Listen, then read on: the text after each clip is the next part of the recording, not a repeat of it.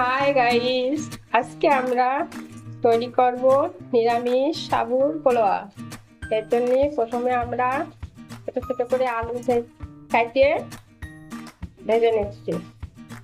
আলুগুলো সুন্দর লাল লাল করে ভেজে নেব। এতে আমরা শুধু একটু লবণ দিচ্ছি, এরকম করে ভেজে নেব।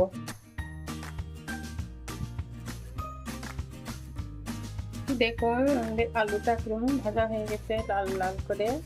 এবার আমরা এর ভিতর বাদাম দিয়ে দেবো। আর আলুটা আমরা আর তুলবো না, ভিতর কিছু কাজু আর আমন্ড দিয়ে দেবো।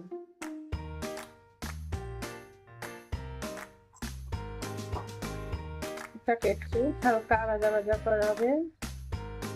এটা দিয়ে দেবো কিছু কাঁচা লঙ্কা।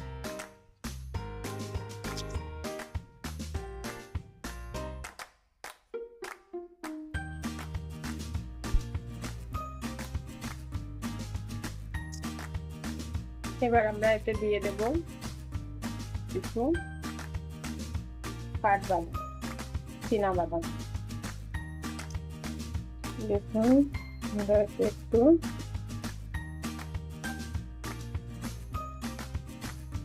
অল্প একটু ঘি দিয়ে দিলাম।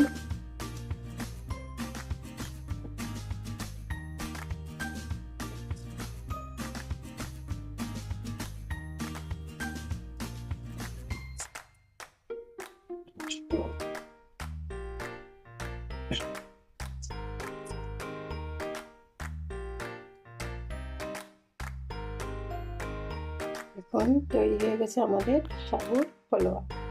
এটা আপনারা জিরে ভেজে গুঁড়ো করে দিতে চান দিতে পারেন, সমস্যা নেই। আমাদের আপনার দিলাম না।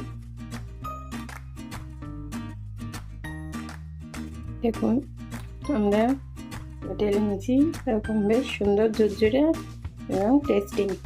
আপনারা তৈরি করে খেয়ে দেখবেন।